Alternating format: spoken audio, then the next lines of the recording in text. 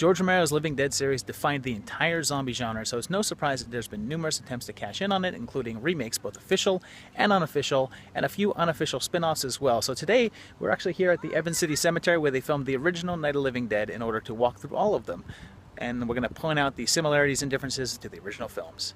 The first remake to appear was 1990's take on the original Night of the Living Dead, and it was about as official as remakes get. Romero himself rewrote his original screenplay, and Tom Savini made his theatrical directorial debut after doing effects on the original Dawn and Day of the Dead. Story-wise, it follows the blueprint of the original film, matching all of the major plot points, but we take some new turns with Barbara being much more of a badass instead of simply crying in the corner for the entire film. The zombie effects saw a massive upgrade, except maybe for this dummy? Can we say, we're going to say that one more time. Just one more time. Of course, they give us the famous "Coming to Get You, Barbara," this time spoken by Chop Top himself, Bill Moseley. Most character deaths are very similar, and Billy Butler gets killed for the third time in my timelines, although Barbara survives in this one. Ben dies in a cellar from a gunshot wound and becomes a zombie. He still gets shot by the militia guys, but at least it's justified this time and not just casual racism. Barbara herself shoots Harry and gets to deliver the "another one for the fire" line. Our only original cast cameo is Chili Billy Cardille as the news announcer that he played in the original. And there weren't any more remakes for another 14 years when Dawn of the Dead showed up in theaters in 2004. Boasting a screenplay by Guardian of the Galaxy James Gunn, this is probably one of the more well-liked remakes not only in the Dead series, but of remakes in general.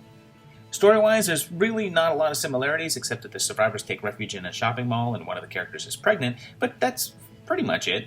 The differences are vast, with a much larger cast of characters, zombies that run, an earlier time frame of the infection, and a lot less character development. Some familiar lines of dialogue do show up. A man on TV repeats the phrase about getting up and killing, and "when there's no more room in hell," spoken once again by Ken Foray, returning for a quick cameo. There's also appearances by Dawn's Roger, playing an army general, and Tom Savini as a sheriff. Although Dawn's Francine declined to make a cameo, you can see a little tribute in this store named Galen Ross in her honor.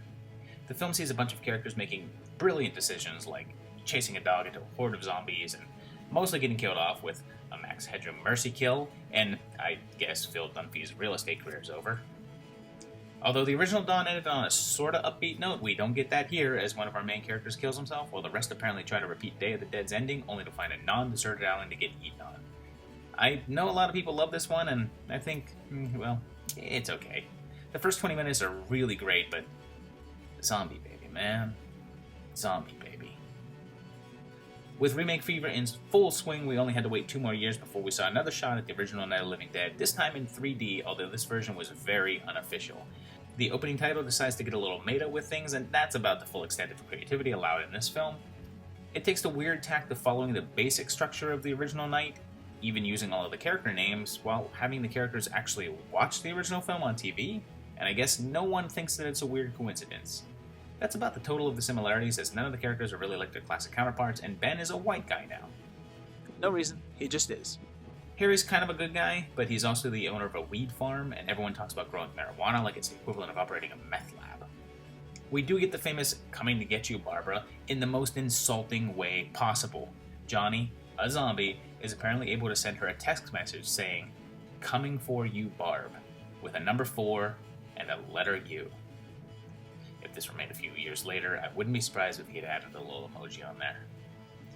Anyway, it turns out that Sid Haig shows up and it's his fault that the zombies have risen, and they head back to his mortuary after pretty much everyone is dead. He tries to kill Barb, but she turns the tables on him, and her and Ben block the zombies behind this large door.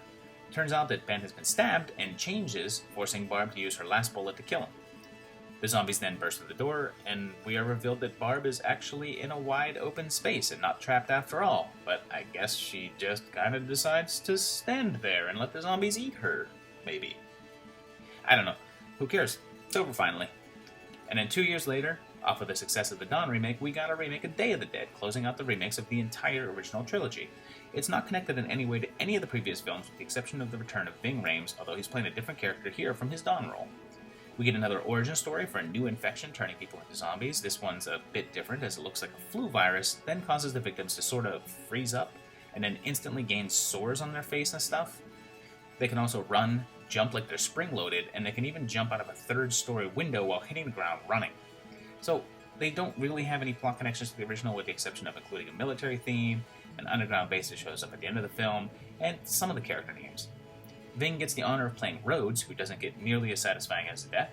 Mina Suvari plays Sarah, who's in the military here. Nick Cannon, a wacky comic relief in this one, plays Private Salazar, who's a far cry from the Miguel Salazar in the original. Nick's here to say crucial lines like, "That's what I'm talking about, run they ass over." And thank goodness for that, because, who needs social commentary when you can have Nick Cannon say, "This shit right here was made for me, whoa." This here's Dr. Logan, following the trend of prettying up all the characters, and this guy right here is Bud, because I guess calling him Bub would have been silly.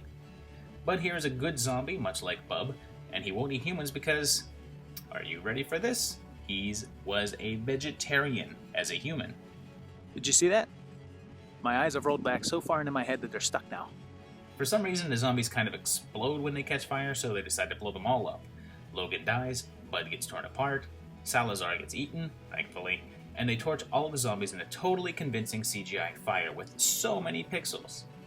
We get a news report claiming that the outbreak has been contained, and a dumb screamer. And we're done until next year, when a new Day of the Dead remake will appear, with no relation to this one, although IMDb does show a character named Miguel Salazar. 2012 saw yet another unofficial remake of the first film in a British version of the original Night of the Living Dead, called Night of the Living Dead Resurrection. It's a pretty low-budget production with some half-decent practical effects. The only real connection to the original is the character of Ben, who gets to deliver the "coming to get you, Barbara," although this time he's telling her he's coming to rescue her. Oh, and he gets accidentally shot 20 minutes in. From this point on, there's really no connection to the original. It's just a story about a bunch of people holed up in a house, except for the plot point of a survivor accidentally being shot by a patrol at the end. Oh, and the film ends on a classy note of soldiers putting the female survivor into the rape van. They call it the rape van. I did not make that up.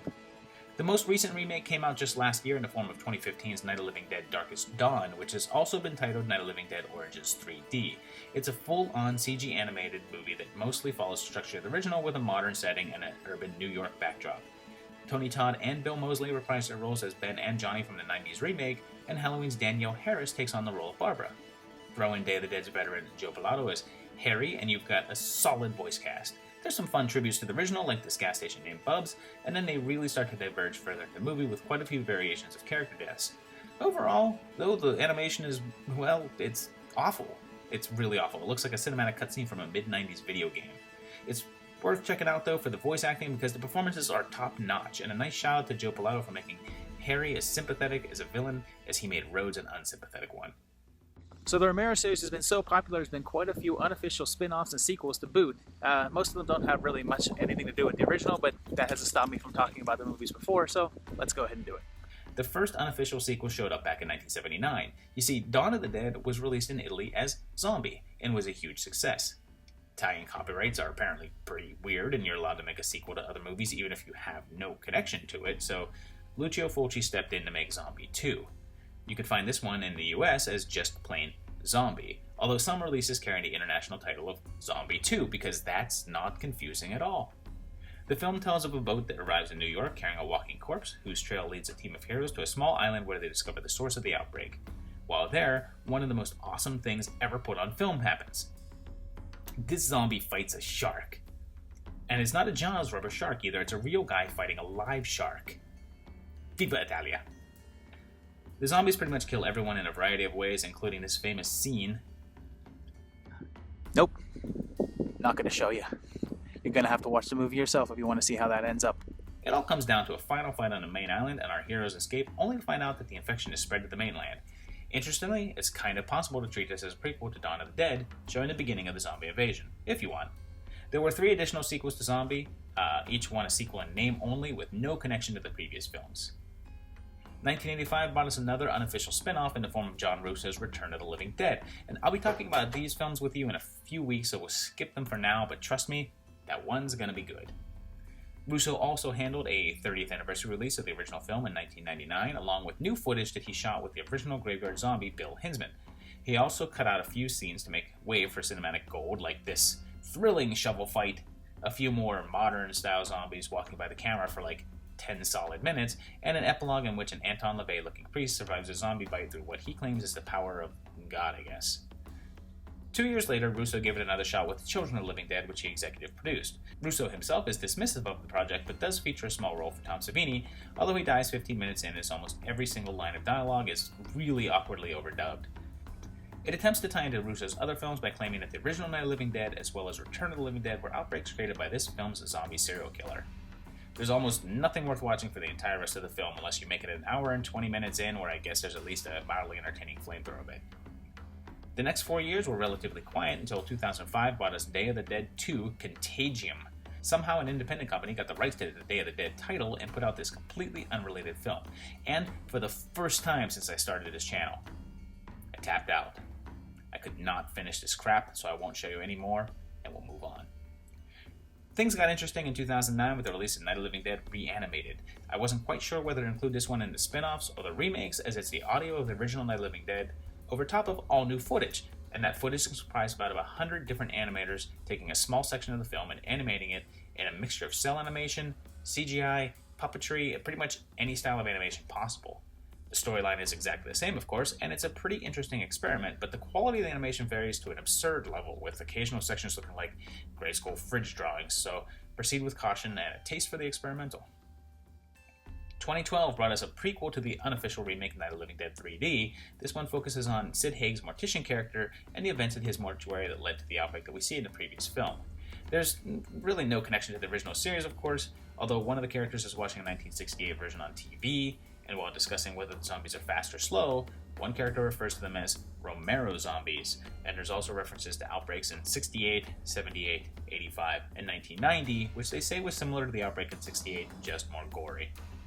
The movie's really slow and not very interesting, but I have to give credit to the awesome Andrew Divoff and Jeffrey Combs, who do their best with a slow storyline, and can pretty much make anything watchable, even when it's this slow.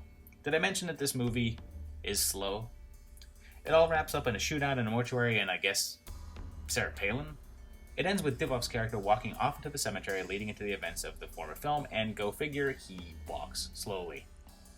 So there you have it. The legacy of George Romero's films will continue on and on. I'm pretty sure that you can bet that we're going to see a few more remakes and spin-offs in the near future, because it's hard to believe that this cemetery has spawned over 50 years now worth of films and remakes and reboots and sequels, and a lot like the dead in the movies themselves, can't keep these stories down.